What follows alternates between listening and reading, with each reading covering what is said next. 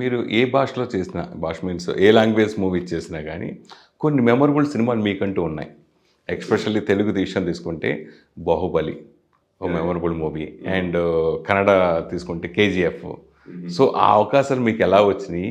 ఆ సినిమాల గురించి, ఆ ఎక్స్‌పీరియన్స్ గురించి అడిగితే ఏం చెప్తారు? మనకి 'బాహుబలిలో' ఒక చిన్న క్యారెక్టర్ 'కాల్కే బ్రదర్స్‌లో' ఒక బ్యాక్ ఏదైనా మాట్లాడండి. మీరు చిన్న చేసిన క్యారెక్టర్. ఆ! అది నేను తెలుగు ఇండస్ట్రీలో ఎంటర్ అయ్యేది ఒక 2010 Gopichand sir movie 'Don Seenu'. So ఆ మూవీ తర్వాత నేను 'తీన్ మార్', 'అధినాయకుడు'.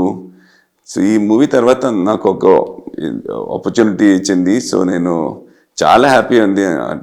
ఫస్ట్ టైం నేను రాజమౌళి సార్తో మీట్ అయ్యి మన క్యారెక్టర్ డిస్కషన్ అన్ని, మన లుక్ అన్ని డిసైడ్ చేసి ఒక పెద్ద ఫిల్మ్లో ఒక చిన్న రోల్ అంటే, బట్ నేను ఆ ఫిల్మ్లో ఉంది, అది ఫర్ ఎవర్, అది లైఫ్ లాంగ్ ఉంటుంది కదా!